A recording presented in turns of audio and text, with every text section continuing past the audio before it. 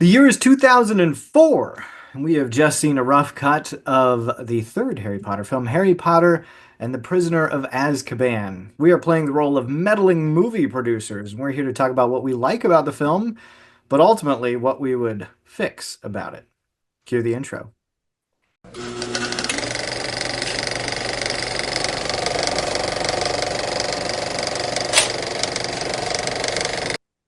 Welcome to the Mirror Movie Universe. I am joined once again by Dumbledore's third middle name, Brian. And Brian has a special guest with him today. Hello, Grace. Hi. This is my daughter Grace, who has very strong feelings and opinions about the Harry Potter universe in general, but particularly about Azkaban. So she's joining us as our guest for this podcast. I love it. Grace, what's your favorite Harry Potter film? Do you have a favorite? Azkaban. Azkaban. All right. Well, I'm glad that you're talking with us on this one. This is going to be fun. So, we're going to talk about what we like and ultimately what we would fix, quote unquote, about it. By rule of the show, the fix is something kind of small that a producer could actually do after most of the movie had been made. But before we do that, I'm just going to give a brief synopsis of Harry Potter and the Prisoner of Azkaban. Brian and Grace are going to keep me honest. If I miss anything, they're going to say stuff. So, we open with Harry at the Dursleys, and again, he's being mistreated, and again, he's not happy there, and he does something unthinkable. He uses magic outside of school, which is a big no-no in the wizarding world. He knows that he's in a ton of trouble for this, so he leaves and goes to this like creepy playground thing. He sees this like dog thing looking at him, and then all of a sudden, this weird night bus shows up out of nowhere, and man, if that's not like the perfect ride for like a theme park, I don't know what is. But anyway, so he goes on the ride. He has a great time, and then he gets to Hogsmeade. He meets the Minister of Magic, Cornelius Fudge, and Fudge is there with like Igor for some reason. And Fudge is like, dude, you're famous. Don't even worry about it. Not a big deal. You can definitely use underage magic again and not get in trouble for it. But Harry doesn't get that in writing. Probably would have saved him some trouble if he did. Anyway, he goes on the train to Hogwarts, and we meet the new Defense Against the Dark Arts teacher, Professor Lupin, who's an absolutely fantastic character. There are Dementors that attack the train. Dementors are like these creepy, ghoul-like black apparitions that take away all of your happiness. It's a really beautiful embodiment of like depression. So anyway, Lupin saves Harry from this, gives him some chocolate, and they go off to Hogwarts. The other big change is that Hagrid is now the Care of Magical Creatures professor, so that's super fun. They get to spend some time with him. We get to meet hippogriffs, which are these big bird, horse kind of creature things. Of course, Good on the description. first Yeah. day of class, they attack Draco because he's being his normal kind of punk Ish. self. They attack Draco-ish or attack-ish Draco. Like, right? There's It's he definitely pokes the yeah, bear. Yeah. freaking jerk. And then he's like, "My father's gonna get you in trouble, eh?" And then what? Oh yeah. So then Buckbeak is the name of the hippogriff. He's on trial. Harry is just very distraught about the thought of Dementors, and so he has Lupin kind of teach him how to fight the Dementors. There's this spell that you can cast a Patronus to do that. Meanwhile, we have the main thing, the Prisoner of Azkaban. That's the whole plot of the thing. It's Sirius Black, and it turns out he's escaped from the wizard prison, which was inescapable, but apparently not. And he is the man who betrayed Harry's parents. And Harry is so distraught about this. He's like, if I ever see him, I'll kill him. He's like sworn vengeance on him. So throughout the movie, you have Sirius Black trying to break into the castle. The Dementors are in the castle to protect the students, although they kind of go after Harry again as he's playing Quidditch, which is no bueno. All of this, and then there's like a B plot where Harry really wants to go to the village and he can't, and he feels cooped up in the castle. But he rides Buckbeak and he feels free, and that's all great. Eventually, it all comes to a head and they go to the Shrieking Shack and they realize that it was not Sirius Black who killed Harry's parents. But instead, Peter Pettigrew, which is Ron's rat, which is really weird to think about that this dude was Ron's rat the whole time. But anyway, that was what it was. They have this big showdown. They're unable to save Buckbeak. Buckbeak is executed. Lupin turns into a werewolf. Turns out he's been a werewolf this whole time. Snape shows up and he's like, blah, blah, blah. They have this big showdown. Harry and Sirius are about to be taken over by this Dementor, the Dementor's kiss, where it sucks the soul out of you. When all of a sudden a figure appears and casts a Patronus, which Harry has not been able to do at all this whole film. And it drives him away, and Harry is sure it's his dad. It looks exactly like him.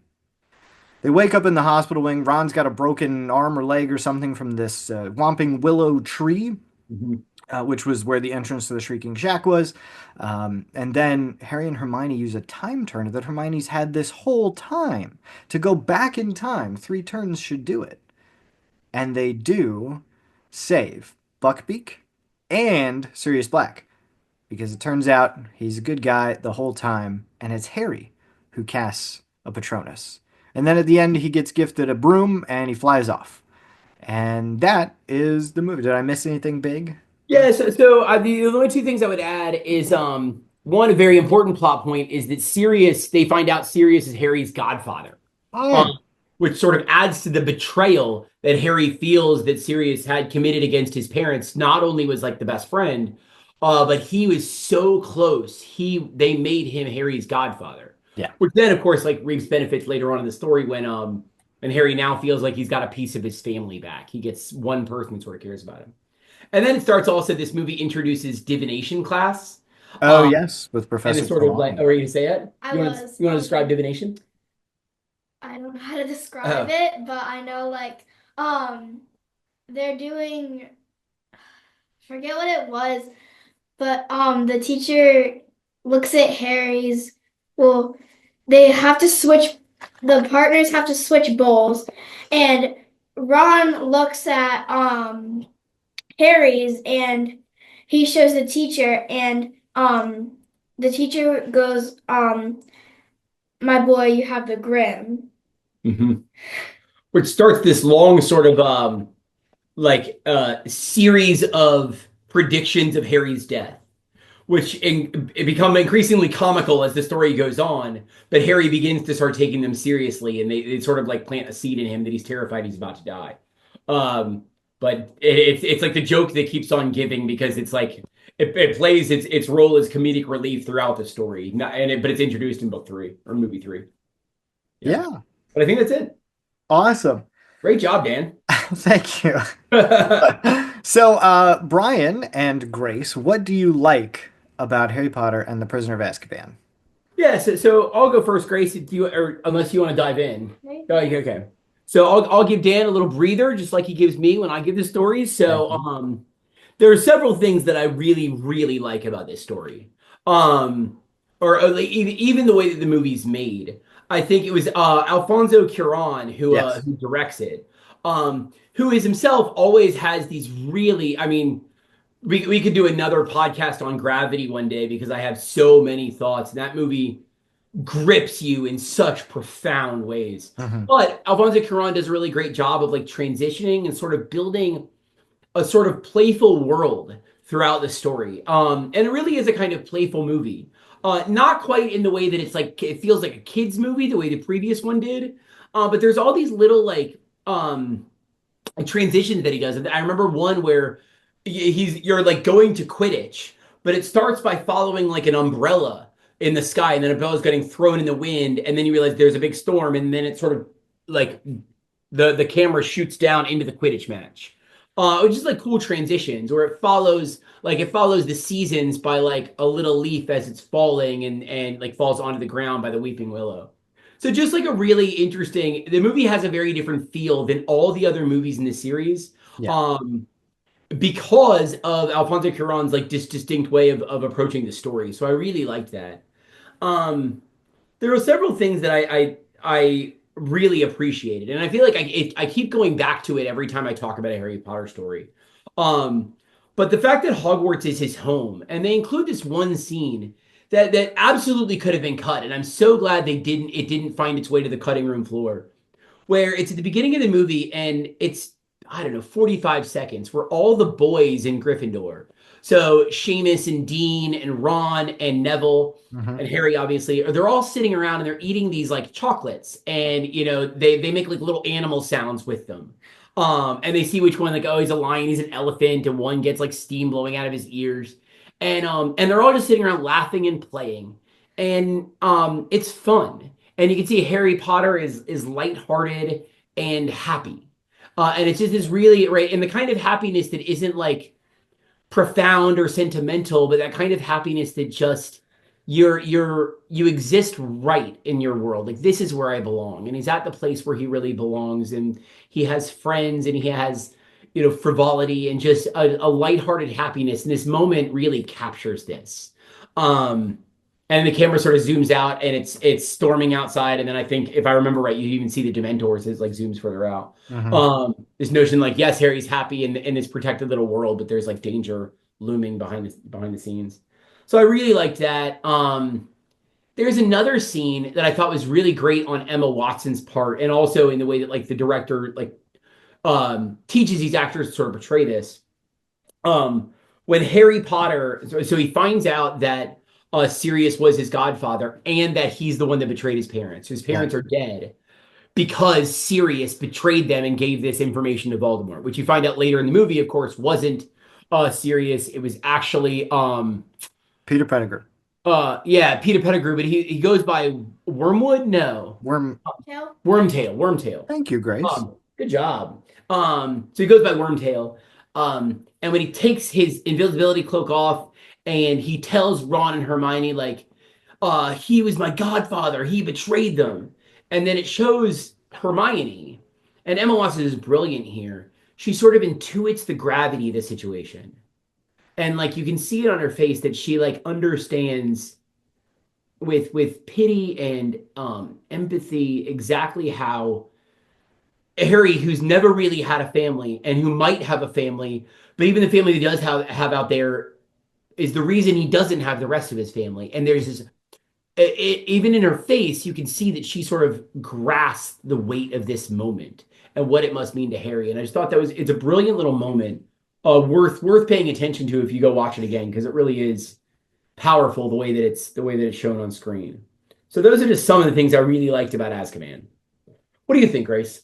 One of my favorite parts was um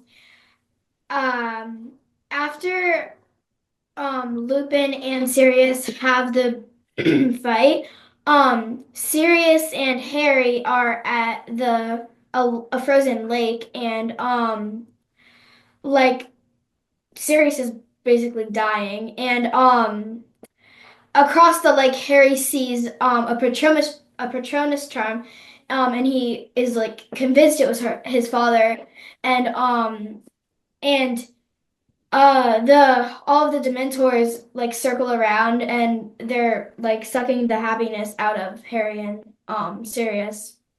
So that was my favorite part. That's a really cool part.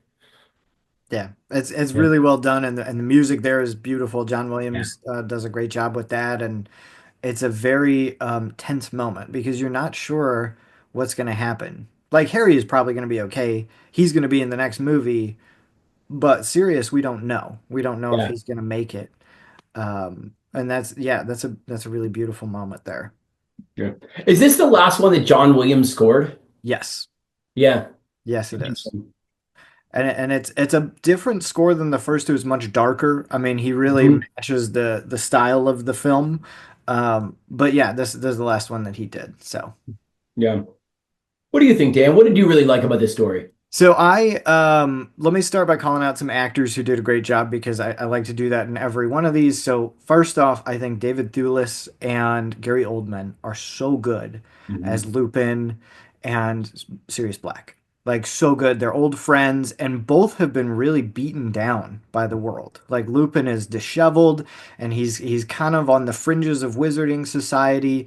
I think that David Thewlis does such a good job of that portrayal of like a very kind-hearted professor. He's the best dark arts professor that they have the whole time, and he's very kind, but he's also like kind of marginalized. And then Gary Oldman plays this as somebody who's been in a torturous prison for, 15 years. He does Yeah. such a great job at showing the toll the Dementors have taken on him. He comes off as totally crazy in here. And I love it. Like he's embodying what it would be like to be there. And the two of them together play off each other really, really well. Um, I also love the Phelps twins as the Weasley twins. They start to get more and more to do as these movies go on, and here they get to give Harry the Marauder's map, which is just a really cool little moment, but it shows like they're more than just Ron's older brothers who are in the background. Like they're gonna be there, they're gonna be part of the story, and they're gonna have Harry's back as things continue to progress. Mhm. Um, I love that Hermione and Harry are in the ending of this together because last movie it was Ron and Harry. Hermione was frozen, and this time Ron's got his broken leg, and Harry and Hermione get to save the day. I think, I mean, that's straight up just because J.K. Rowling wrote it that way, and it's a really great way to do it to give that pairing a chance to shine, and you get Hermione's like it's her brains that get him to where he needs to go to save Buckbeak and to save Sirius Black throughout that last bit of plotting. Without her, he wouldn't have been able to do it. It's absolutely beautiful. And I also love Alfonso Cuarón directing this. He's a very thematic director, and he really incorporates, because of the time turner, time into the story. He's got the Whomping Willow showing the changing seasons, like you said. He also has these beautiful shots of this clock tower at Hogwarts, which we've never seen before, with all these intricate gears turning, and you realize just how important that is. It's a very beautiful visual storytelling. Um, but Yeah, as much as we love it, and we do love it, it's Grace's favorite. absolutely. We gotta fix it. We do have to fix it. So Yeah. what do you do if you're a producer who's just seen the movie? What one small change can you make to make it infinitely better? Yeah, so I struggled with this one a little bit more than other stories, and even what fixes I will have in future Harry Potter stories. Um, but I've noticed I also the fixes I want to make are all like additions that I think like with a very small additional scene, one small additional like backstory, or even a few lines that then would bear fruit in all these other moments. Um, so this one is very similar to that because I have an addition. Um, there like in the books, um, and they allude to it several times in the movie. There's a backstory. There's a reason why like Sirius and Lupin are friends. Of course, they're the makers of the Marauders map, which we Mhm. already talked about. And so too is Wormtail and Prongs was Harry's father. So he realized, oh, this map actually my dad made it. It's another connection to his past. Um, but they made it, and they were all onamagi, as a kind gesture to Lupin. Mhm. So if they had right, and so Lupin is already marginalized. Um, if anyone knew he was a werewolf from a small child, and maybe I don't remember if they explained this in the books, like how why he's a werewolf, but he's a werewolf. Um, and he's again already marginalized and feels very much on like the outskirts of Hogwarts. Mhm. He has some friends. They know they're on the inner circle, so they know that Lupin gets smuggled away to the Shrieking Shack, even as, when he was a student at Hogwarts. So, as an act of kindness, they all, that is Sirius, um, Ginny. Harry's father, and Wormtail, Peter Pettigrew, all agree we're gonna learn the Animagus I don't know, spell. Mhm. Um, and we're going to become Anamaji with him. And so when he becomes a werewolf, we'll go into our forms and then we'll go with him. Like that way he's not alone. He's not like, barricaded out in the house. We'll do it with him. And then Lupin describes this as like the kindest gesture anyone has ever made for him. Um, and this is why they're such close friends. And it helped him bear the burden of being a werewolf so much heavier or so much easier.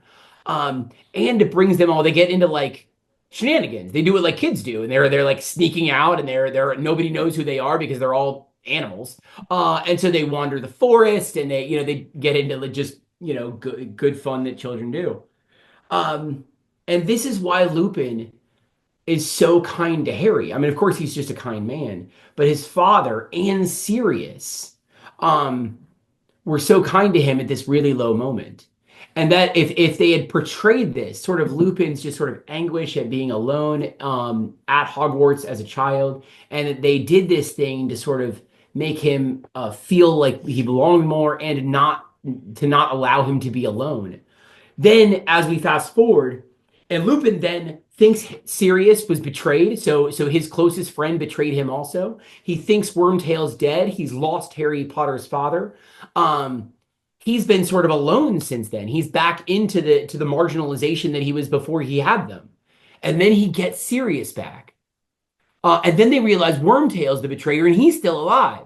So now all these emotions come back and you sort of understand the complexity of that moment for Lupin if they had just given us this previous scene.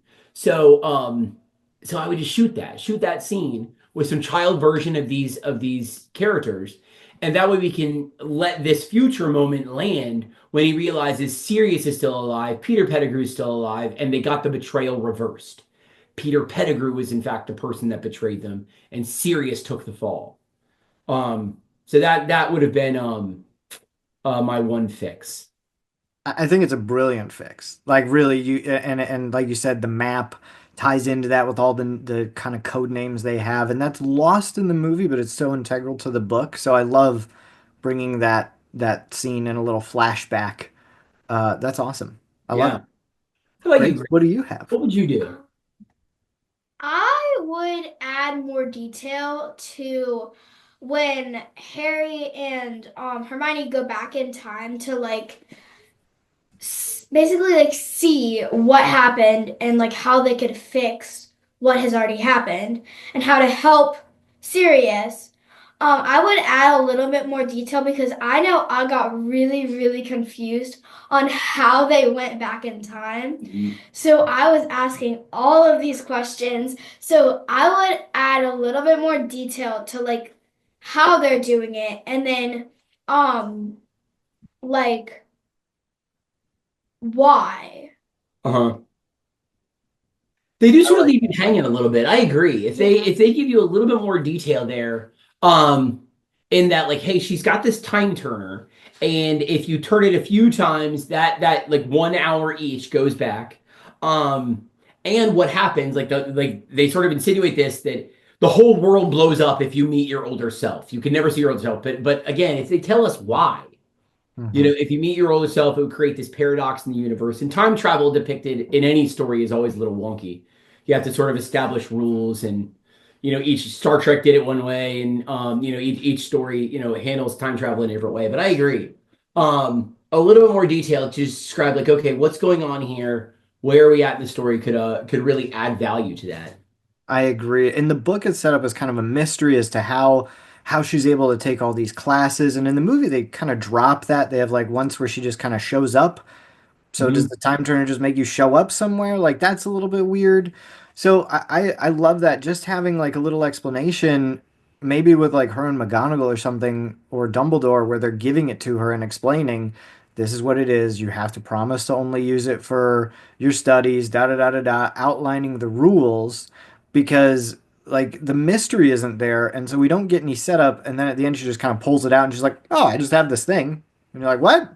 What? How does it work? What is it? What is happening?" So And I there's so many totally other agree. ways, like with a little more detail, like how come there's a lot of bad things that happen to Harry? And if you could just like with a turn of a dial, just sort of go back and fix those, oh, that'd Right. be awesome. Like Harry should be like, well, why don't you go back all the way to when my parents die? Or, you know, establish some rules to this that Yeah. like that help make it more sense in the story. That's a good fix, Grace.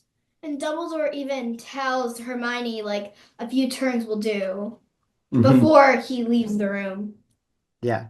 Yeah. He's very like winking, like you know how to do it, but the audience is lost at that point. We're like, what? A few turns of what? Like what? So yeah, I love that. Yeah. How about you, Dan? If you were going to fix one aspect of Prisoner of Azkaban, what are we getting rid of? What are we keeping? What are we changing? So mine is a pretty simple one. I would there's an old adage in movies. If you show me, don't tell me. Show me, don't tell me. When Harry is learning to cast the Patronus, we know that memory is incredibly important. It's the memory that makes the Patronus work, but we never see it. He talks about it with Lupin. All I want to do is show the memories. Now I'm going to quiz the three of you, a little, or the two of you. So he says there are three memories throughout the movie that he uses to produce a Patronus. Twice with Lupin, once fails, once sort of works, and then at the end. Do you remember any of the three memories? Happy memories?